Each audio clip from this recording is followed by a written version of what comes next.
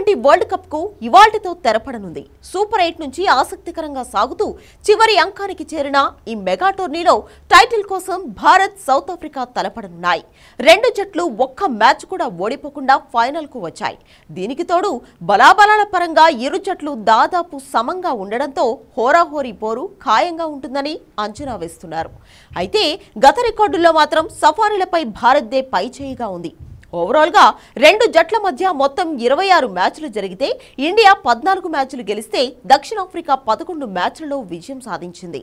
అటు T20 ప్రపంచ cup లోనూ భారత్దే ఆధిపత్యంగా ఉంది.